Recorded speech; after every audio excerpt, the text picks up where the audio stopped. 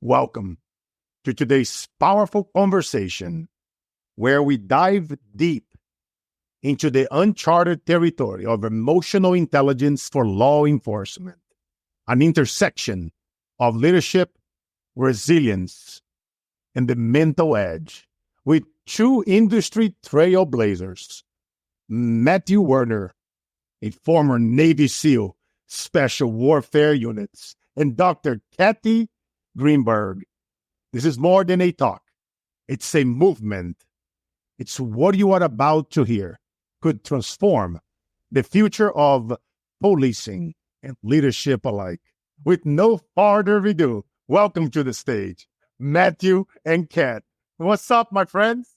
Hello. How are you? I'm doing phenomenal. It's always an honor to have incredible leaders who've been in law enforcement, military, and who are out there leading and helping others. Special occasion, right? Today, September 10th, and right the day before 9/11, where we know we need leadership is more important than ever, where we can lead the future generations, and so much chaos going on in policing and military and the police out there.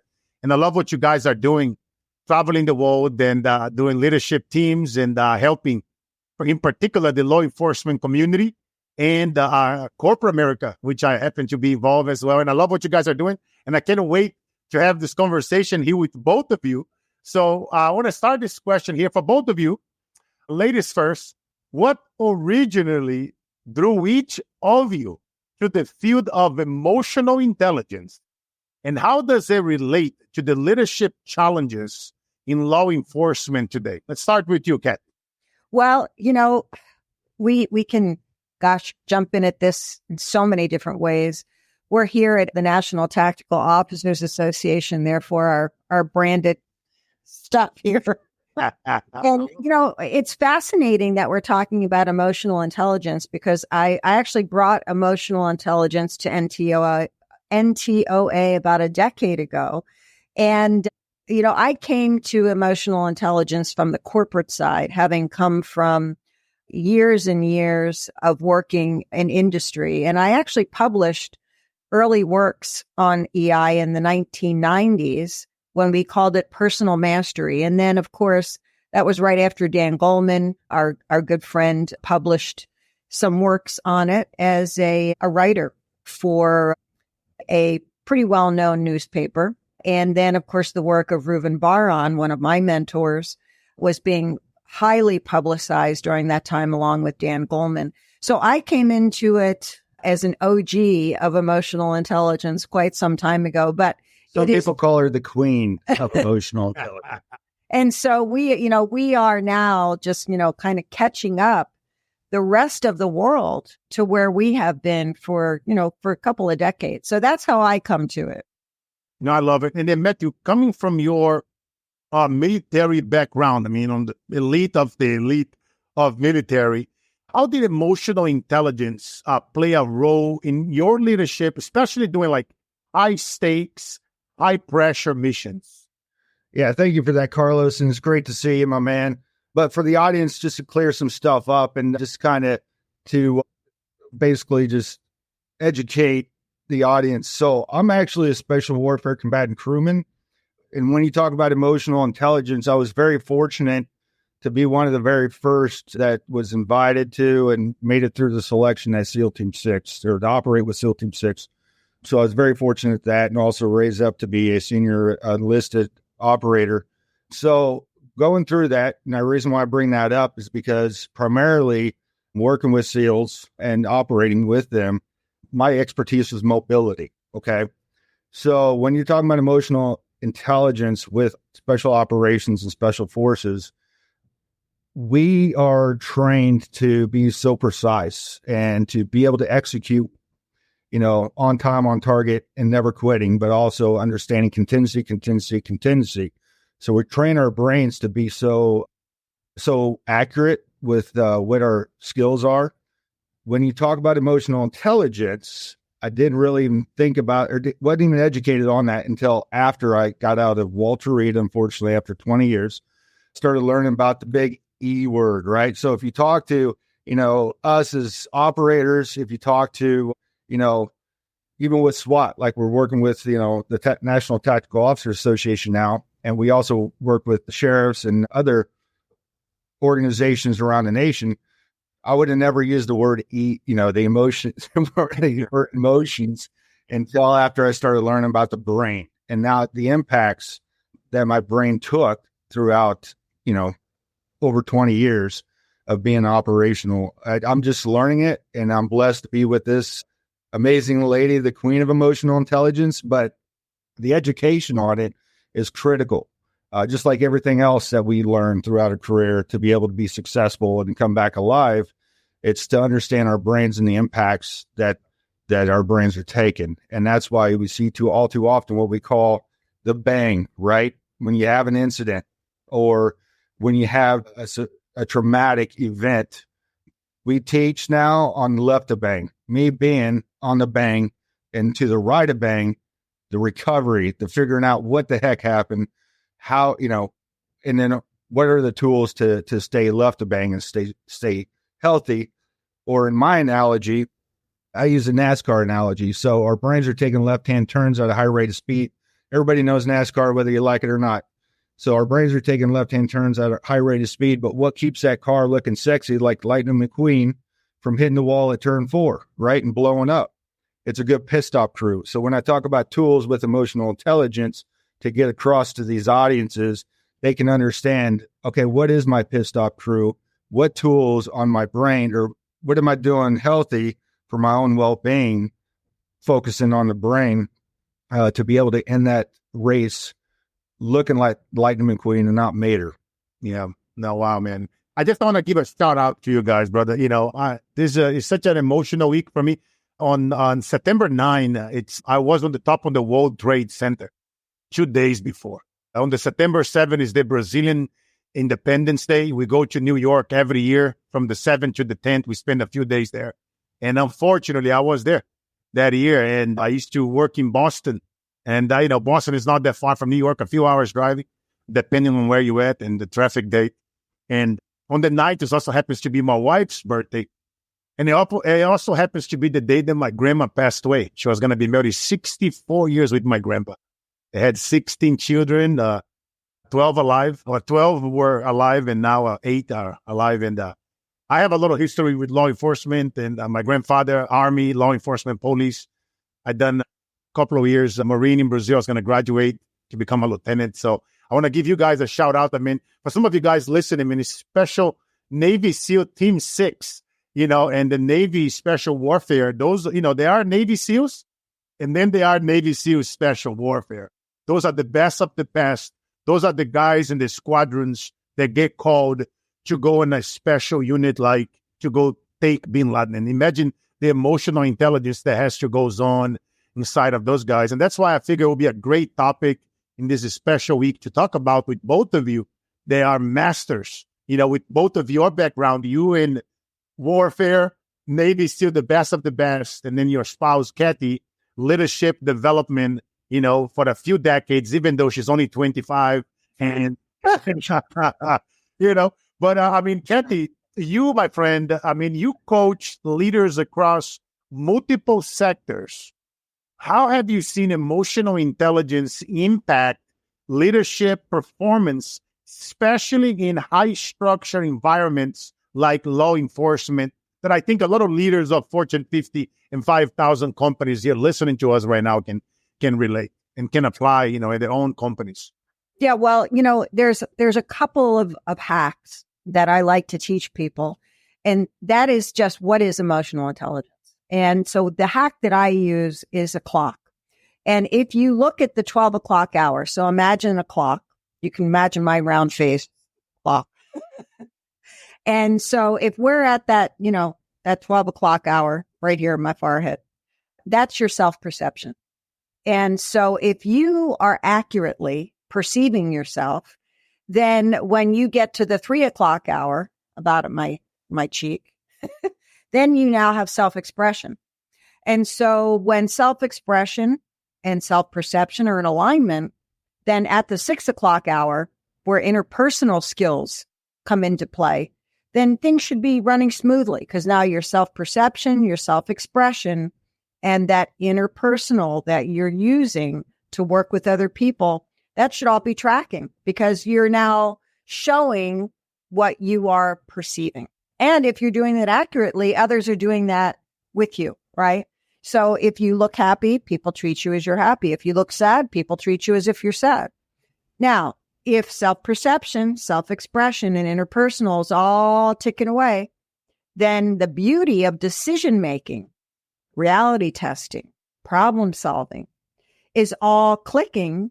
And now your impulse control is working as well, right? So you're not triggering, you're not trying to make a decision too fast. And you have the interpersonal skills to go out and ask people who you trust to check in with you on the solution set or the reality of the solution set.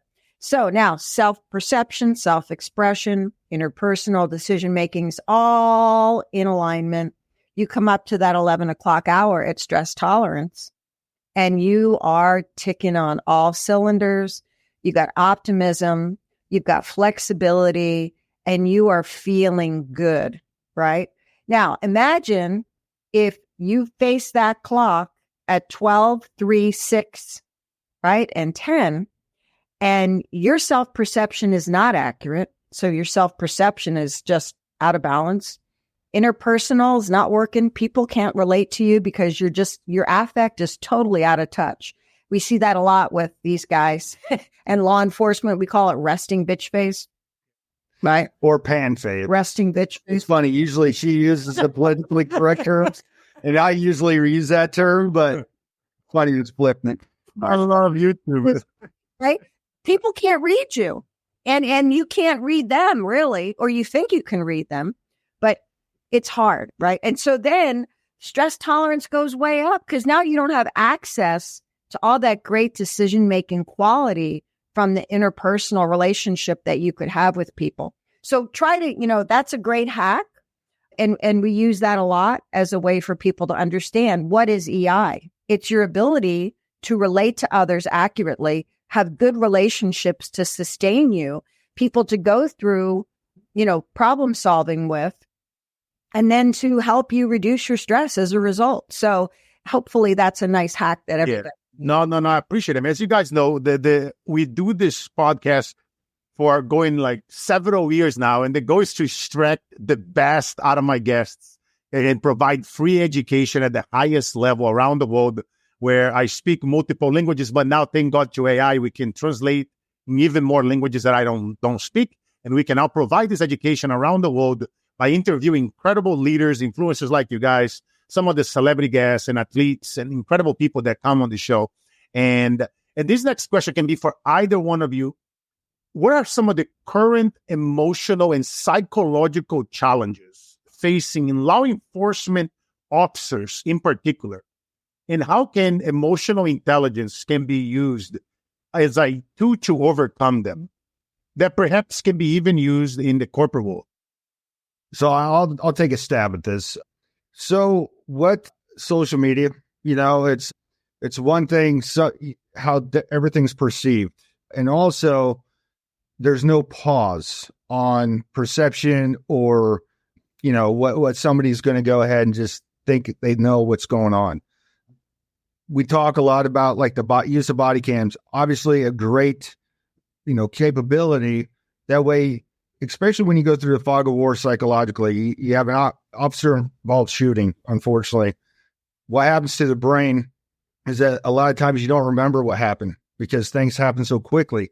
So to have that video that you can actually do a debrief on and actually remember some of the steps that you took that you were trained to do and that you actually took, you remember and you can speak smartly about vice just totally being in what we call the fog of war on psychological impacts that happen when you actually do go through such a stressful, traumatic incident.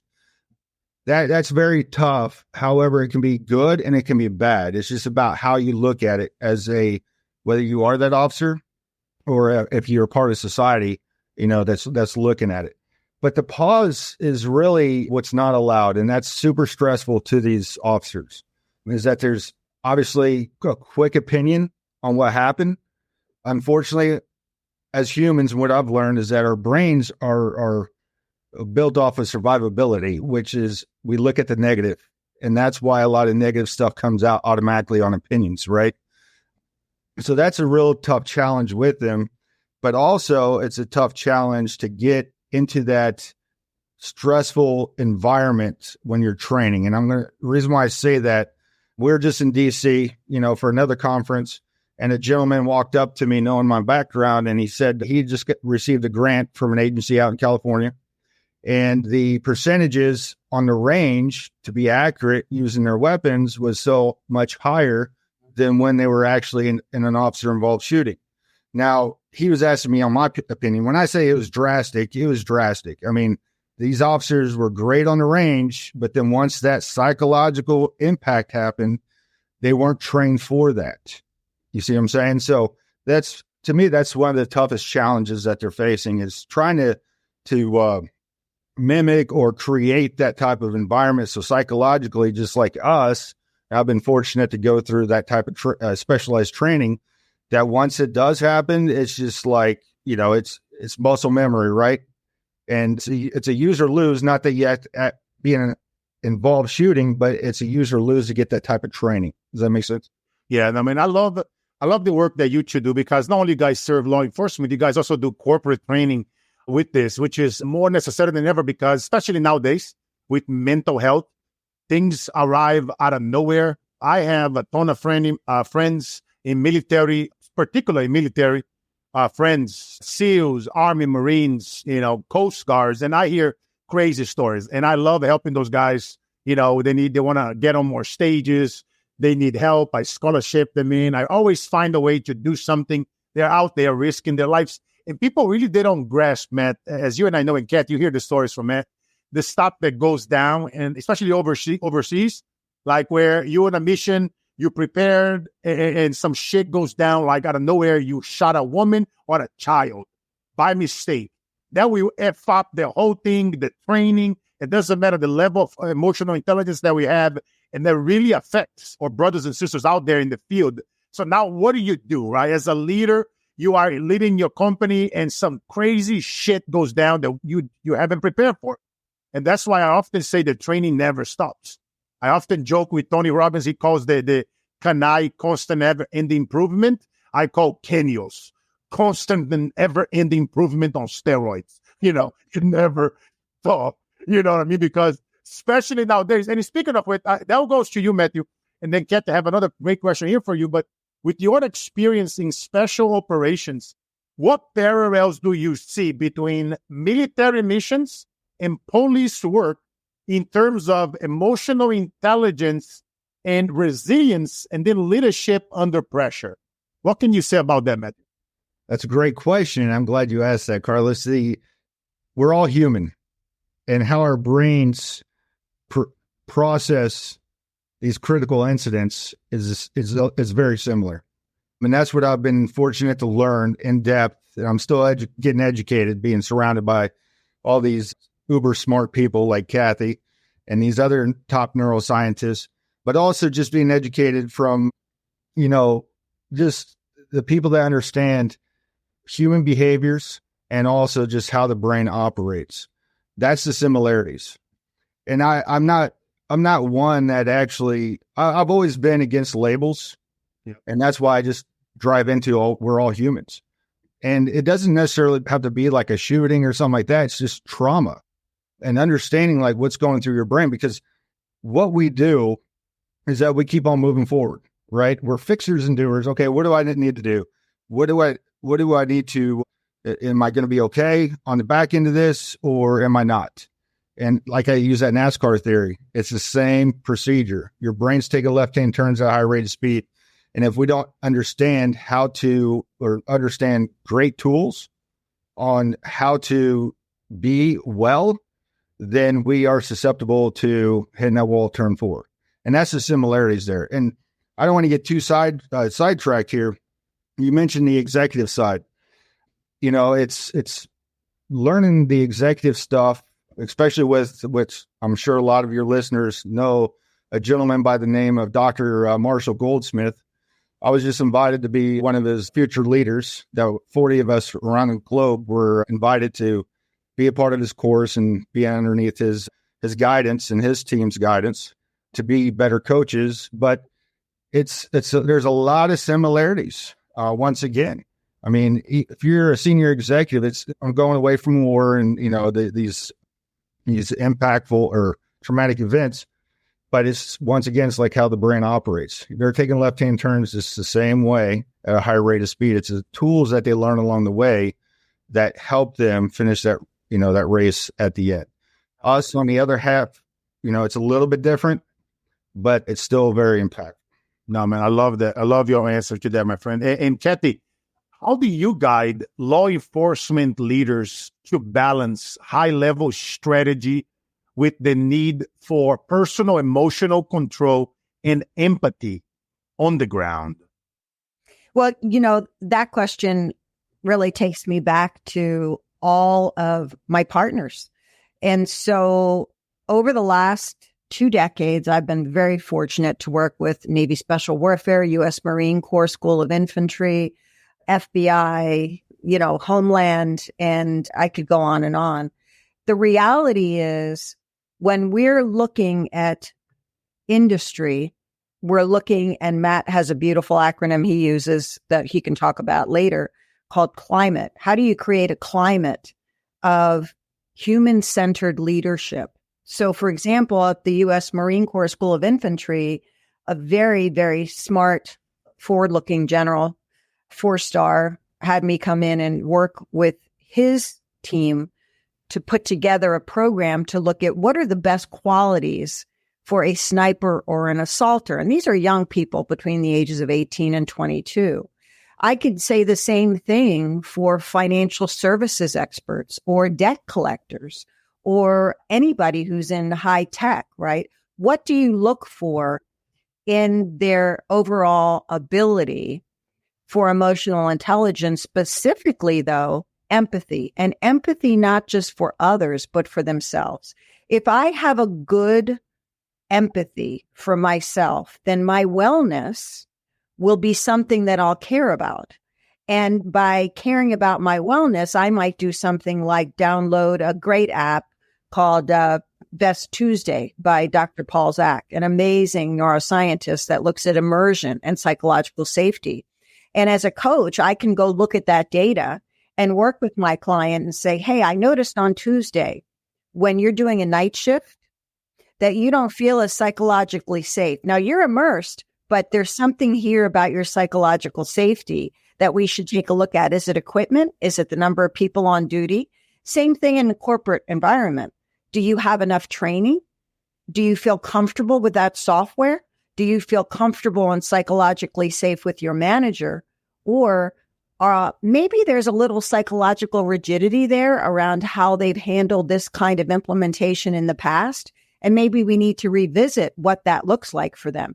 So again, I call them hacks, but it's those applications. And we're really fortunate. One of my partners is magnusworks.com. They are a wellness app that has been used by sports athletes. Now we're using it for law enforcement. We're also using it for healthcare. Another partner of mine, National Command and Staff College, right? They focus on leadership. And it doesn't matter where that leadership comes from, Carlos. We know good leaders are good leaders, and they all have the same character traits, and they all have empathy. If you do not have human-centered leadership qualities, you are not going to survive in the future. And in fact, Marshall and my prior co-authors of the book Future, it was called Global Leadership Next Generation. In 2003, we proved over a dozen character traits that have, in fact, over the last 20 years been very, very important for the success of major leaders across the world. And that's government, CEO, heads of state. And so now we're writing another version that'll come out in 2025 called Global Leadership Future Proof. And so we're going out to prove again that behaviors like empathy and emotional intelligence are still going to lead the way for the future of leadership. Yes, and I love it. I love that. And I love that you mentioned about how Matt has an acronym, because I love teaching in frameworks. Pro tip, anybody listening to us that have a podcast or like to speak on stages, people remember 3, 5, 7 times more when you teach in frameworks. Just think about it, right? A phone number, 213-650-230, right? Think about how numbers are 617, right? 305. We're learning threes, we're learning frameworks, and if you focus on teaching that way, people tend to remember more and engage more. Type in below for some of you guys watching us live. We're streaming right now live all over social media, and you guys can follow us on TikTok, Instagram at Carlos Inspire, and then on LinkedIn, Carlos Siqueira, and then also Matt. And what do you guys spend most of the time on social media? What is the best place to follow you guys? I would love for people to follow me, Kathy Greenberg, Dr. Kathy Greenberg on LinkedIn. Matthew is still in the black. He's like a rabbit in a hat.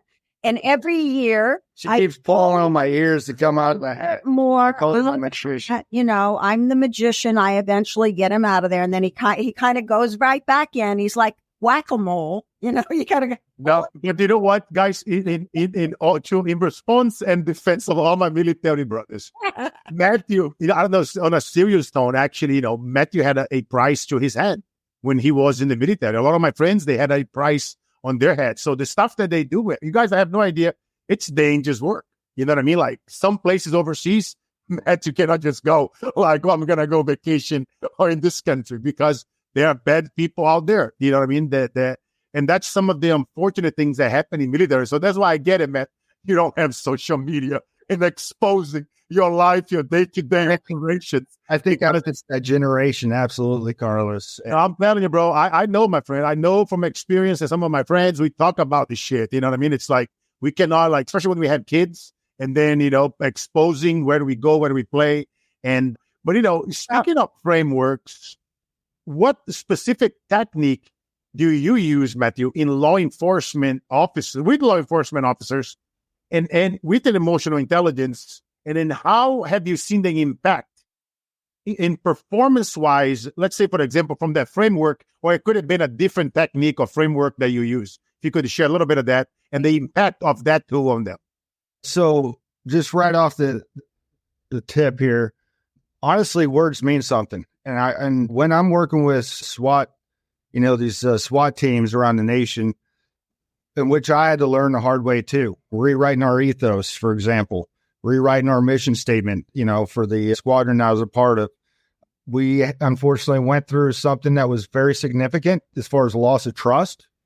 And so I had a very amazing commanding officer at the time that pulled us senior leaders to the side and said, hey, we're going to go to an offsite and we're going to rewrite our ethos. We're going to rewrite our mission statement to communicate, outside of our circle on who we are and why we do what we do.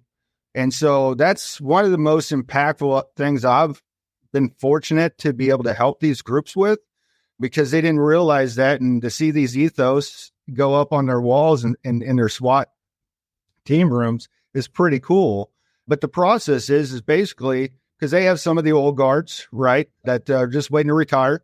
And then you got the young bucks who are just, chomping at the bit to get more experience. And these leaders, the commanders and team leaders, they're looking at ways that they can actually hold people accountable. And that's why I say words mean something. So you have the whole group actually come together, rewrite or write for the first time what the ethos is of that organization or that group. And then that way you can hold people accountable a lot better, because they're looking at liabilities and they're like, well, this is a good old boy. He's got so many years in, he's getting ready to retire, but they're not holding up to the standard that we believe that this group should be. So what Matt uses when he does that is 3 questions: who we are, what we do, and who do we serve? Okay. And that way it's 3 simple questions that really compel the audience, whoever they are, industry or TAC operators, to say, this is who we are, this is what we do, and this is who we serve. Very simple, right? Just those simple frameworks. Another one that we both use in our work, whether it's industry or tactical operations, is name. Can you notice and accept your emotions and normalize them, right? You want to normalize them. Notice and normalize them.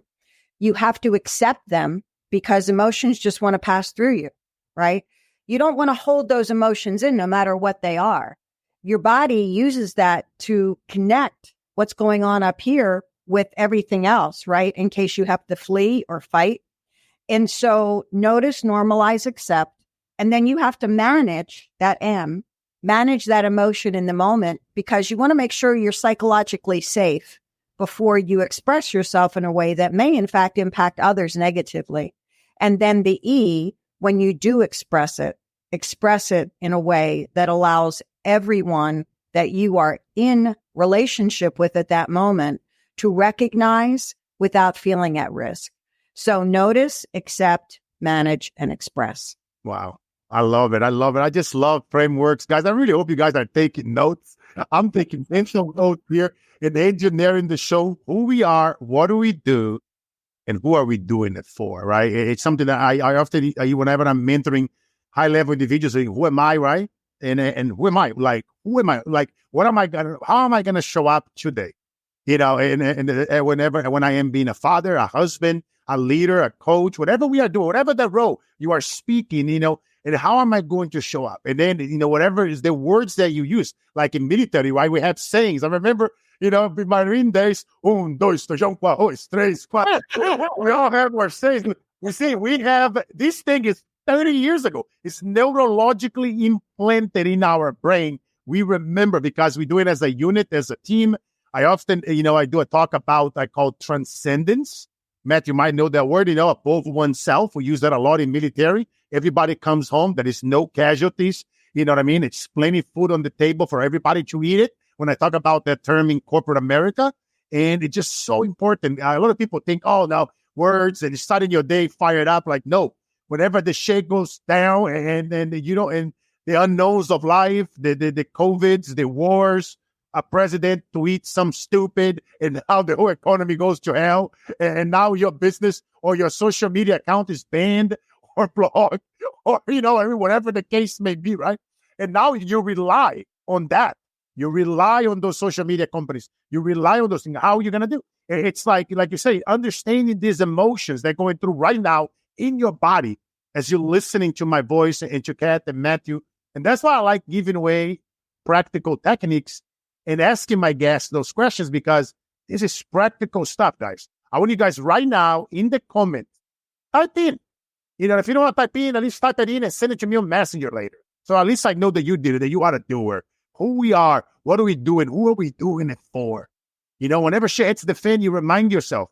Once upon a time, I'm 41 right now, so 33, 34. Like a baby. Hi, you guys know this story, I went on Kat's and Matthew's show. We talked about it. It was all dark.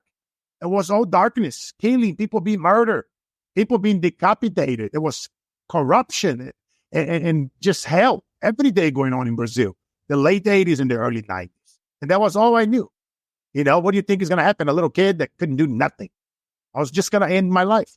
Because that was the stories that I kept replaying in my mind. Some of my military friends, they might kill the kid or a woman by mistake.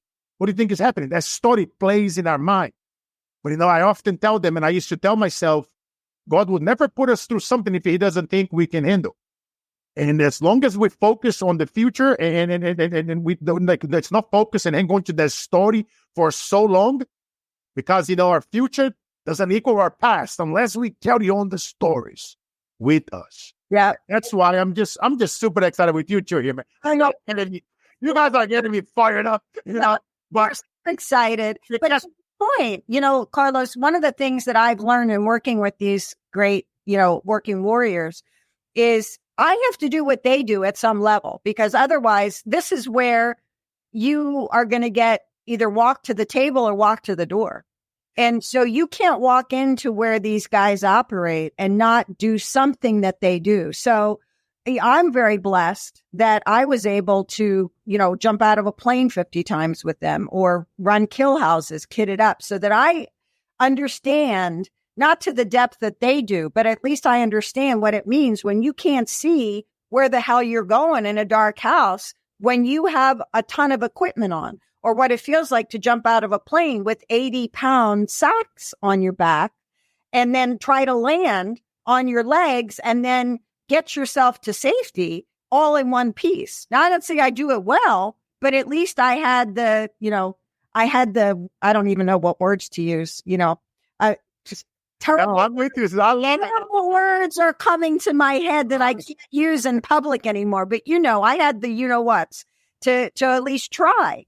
And like you, I wasn't raised in the best environment with the best of everything.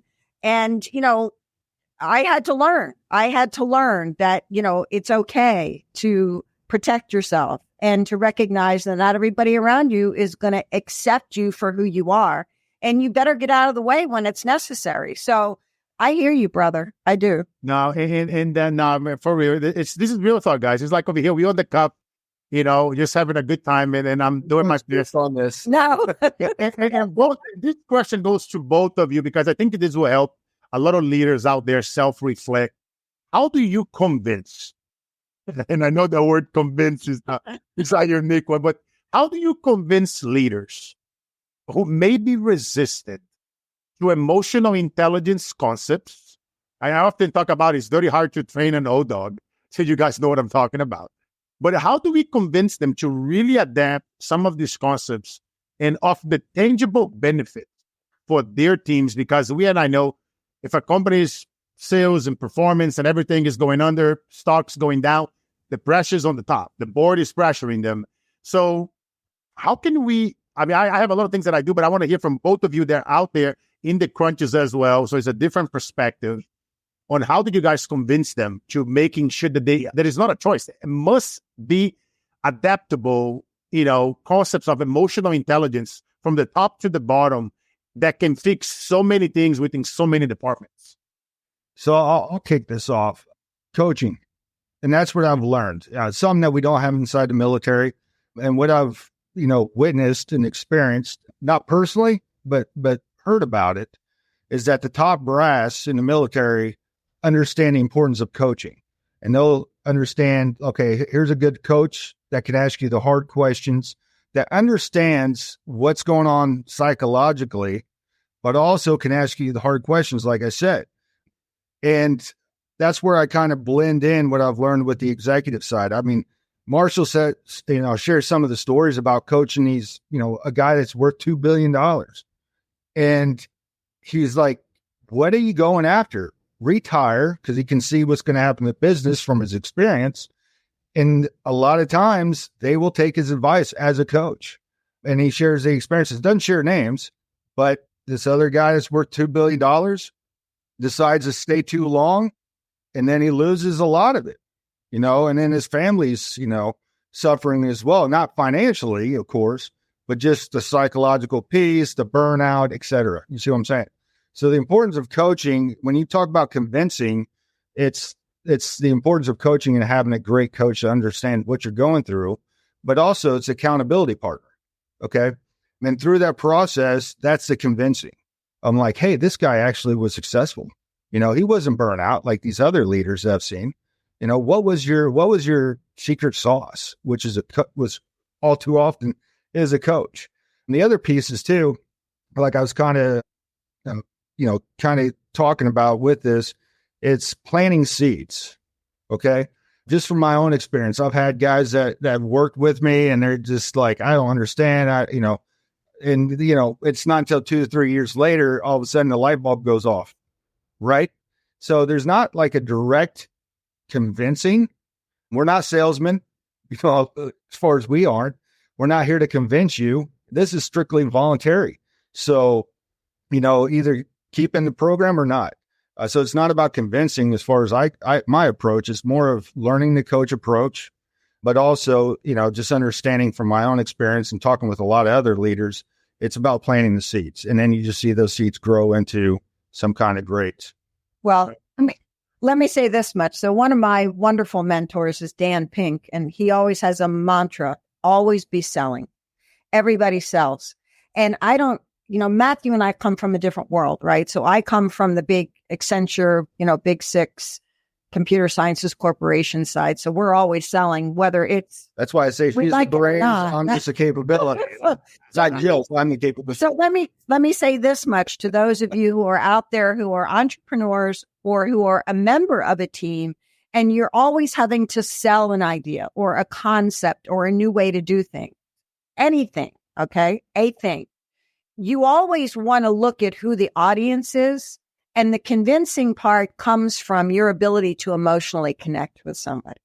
So if you can be your authentic self, a good question is, how do you frame what you want to do, what you want to achieve in a way that allows somebody to connect to you? Are you just running around with this nail and you want everybody to know that you have a special hammer, right, for that nail?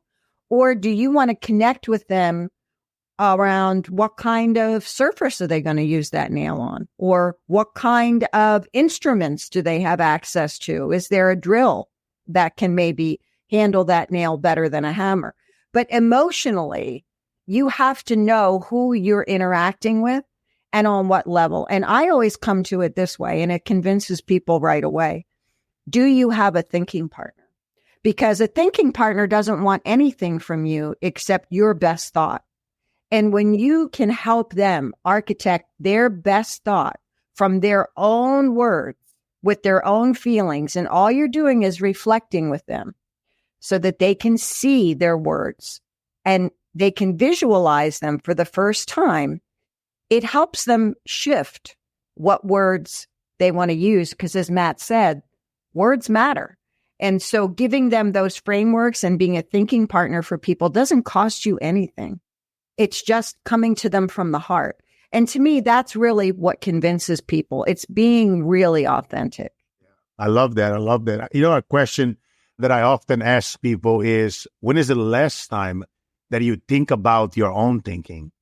You know, or when are we really pounding on ourselves? And, you know, some of us, right, we spend 80-90% of the day just pounding, right?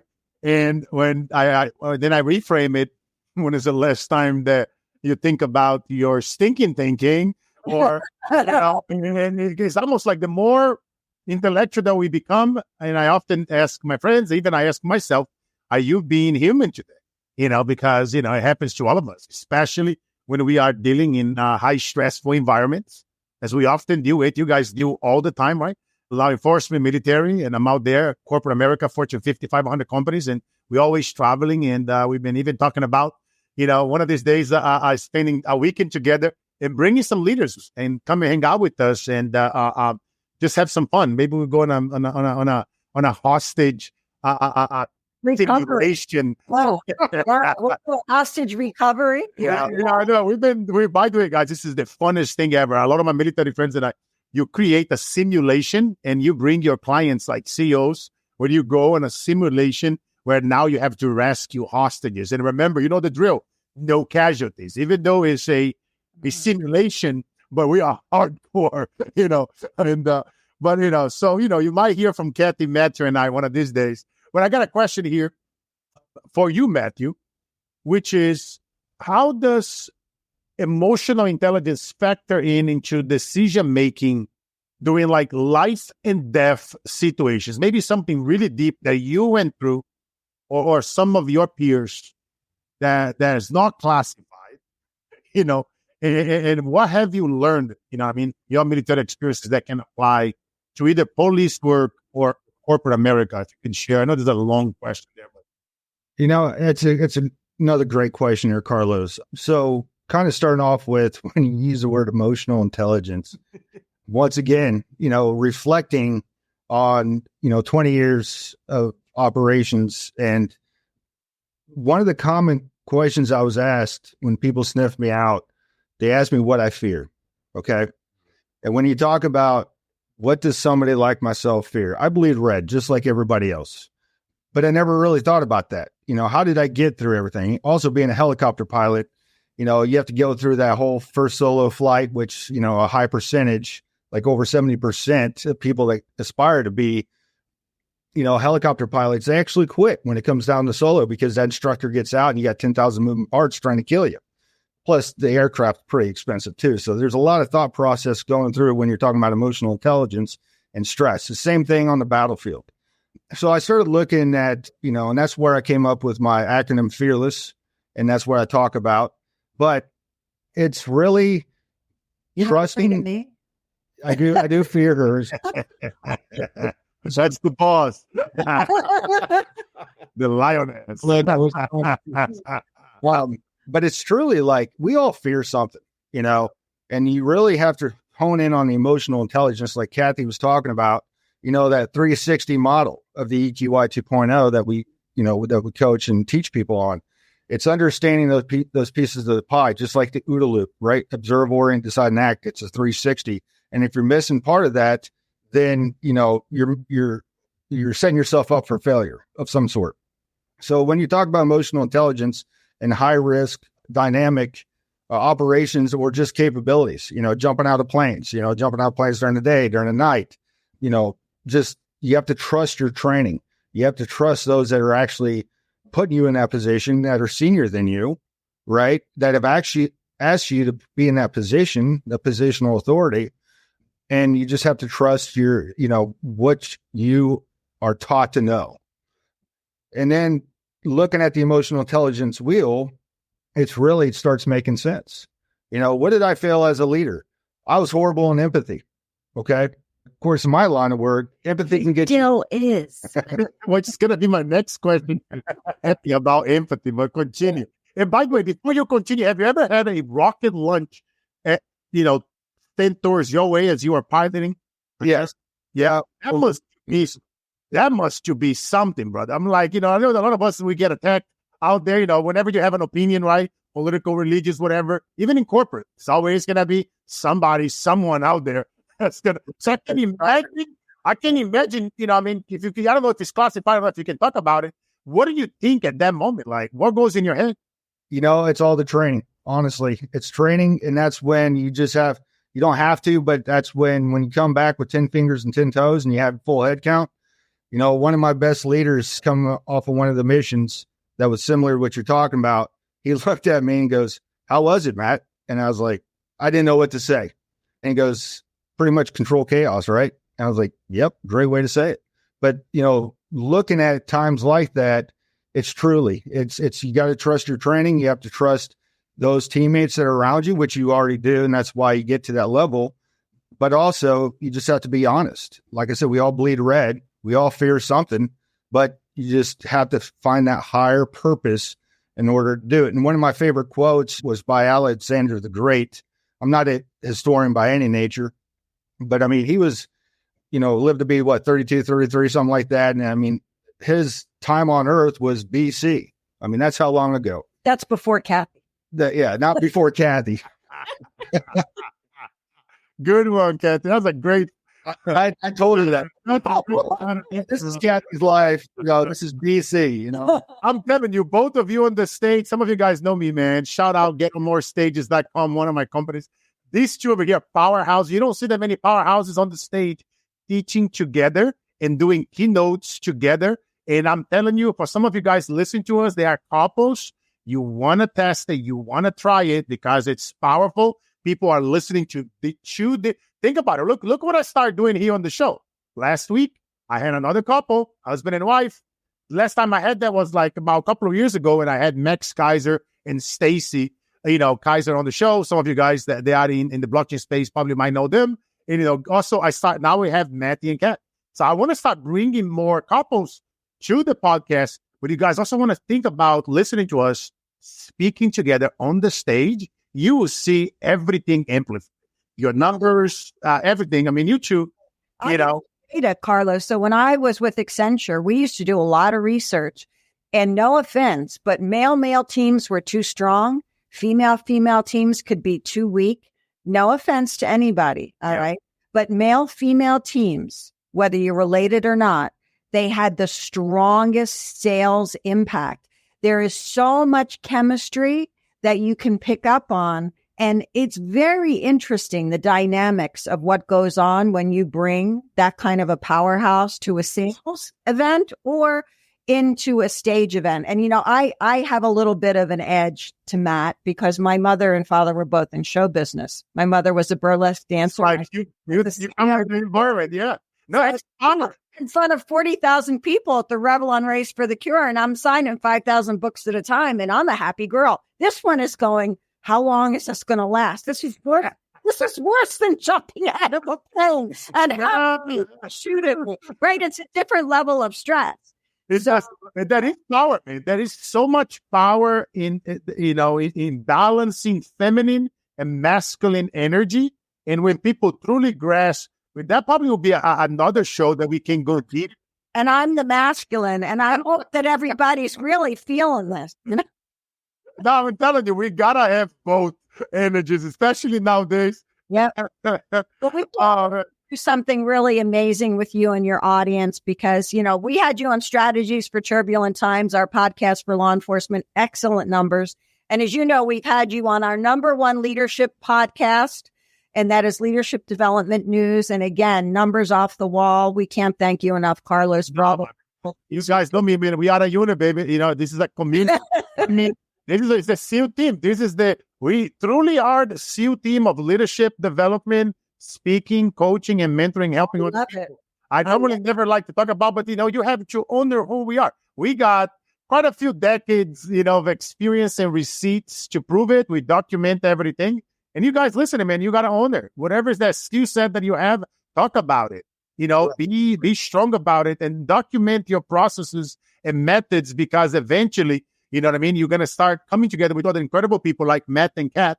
Even though we are out there serving companies and doing workshops and sales trainings, we're coming together and we help more people, right? We bring in our communities together. We connect, we talk about each other to other companies. Who do you know that's great at this? Hey, you got to get this power couple. Who do you know is great at that? You should check it out with Carlos. Kat's always talking about some of her places. Oh, Carlos, you're going to be great for this event and this and that. And you collaborate with people that you like. And then eventually we've been talking about maybe we should do a weekend warrior one of these days because that's their superpower. Carlos, when you talk about that each time, all I think is liability. You're not Brazilian chaos in this for help. This guy calls me the no man. I love that. I love the show so much, guys. And as you guys know, the final question that I have for both of you, and I want each one of you to speak. And the question is 70 years from now, you are both 100 years old since you are both 30. And, we're good. If I happen to still be alive, I doubt it. But if I do, I'll be there, with my Italian hat. Avatar will be there. Yeah. And conversation. Smoking a Cuban cigar, drinking some scotch or tea, depends, And your best friend, your loved ones, they're going to be reading your eulogy. And we're going to, you guys know me, man. A woman's first. My friend Kat, starting with you, they're going to say, Dr. Kathy was ... In your own words, my friend, who was Dr. Kathy? Well, the only thing I can think of right now is the words of my personal coach right now saying to me, always think of the amazing, powerful, dynamic, supportive coach you could be for everybody else around you, from your granddaughter to your great aunt who just turned 85. So that's what I want to be remembered for, how I enabled everybody else to be the best version of themselves. I love it. I love it. And my friend Matt, now is your turn. Your best friend, one of your loved ones, going to be there. They're going to be reading your eulogy, and they're going to say, Matt, the warrior, native in warfare, OG unit of units. This is a tough question, especially most military people. It's hard for us to talk about ourselves. I know. Believe it or not, you see some of us that are on social media that are out there, but the 98% of us, it's hard for us to talk about ourselves. And that's one of the toughest things. But, just kind of jokingly, one of my instructors, when I started this adventure in 2000, they were trying to weed us out. And I was going through, they were beating us pretty hard. In fact, a few guys quit in the mountains of California. It was sleeting.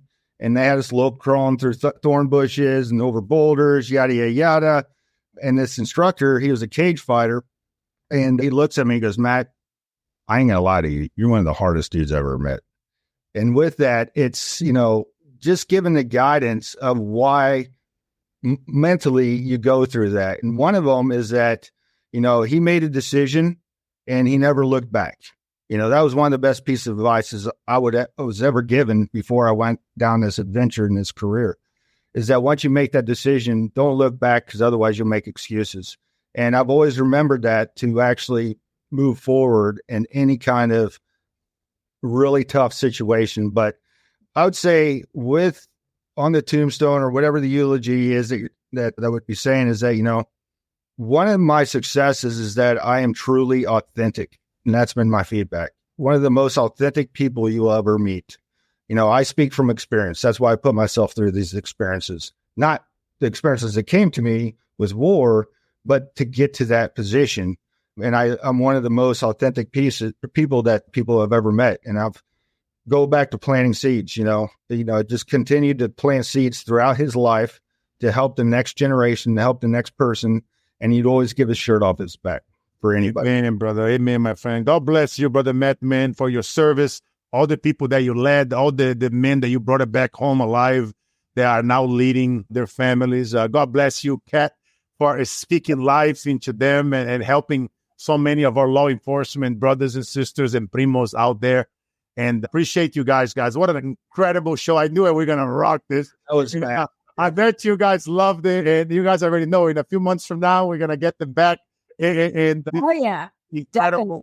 And you guys will see me more, and you see more of Kat, Matthew, and I out there. We might going to be doing a couple of things together, a couple of weekend warriors, and hopefully no liability, right, man? But I appreciate you guys, man. Again, you guys can follow Dr. Kat Greenberg on LinkedIn. Matthew, he's like, you guys already know, he's like warfare soldier. He cannot be on social media, but if you find Dr. Kat, you'll find Matthew. So, and our blessings go out to everybody on the eve of 9/11. Our hearts go out to everybody who remembers that fateful day. I certainly do. And our love goes out to every one of you today who are continuing to protect us and our nation wherever you are and whatever cloth of our nation you wear. Thank you so much. Yes, man. Our prayers are with all of you. As you guys know, we've done a special segment a few years ago. We're going to be republishing that segment, 9/11 survivor story, above the plane crash site. Was only a few people that survived above the plane crash site, Sophia. And I interviewed her on my show, and I'm going to be repurposing that premiere tomorrow. This is live, guys. So tomorrow is going to be 9/11. By the time that you guys listen to this episode, it might be next week. But come back, listen to both episodes. Mind freaking blowing. I appreciate you all. You guys know the drill. Never take others to a place that you haven't been before. Life is all about the mission, never the commission.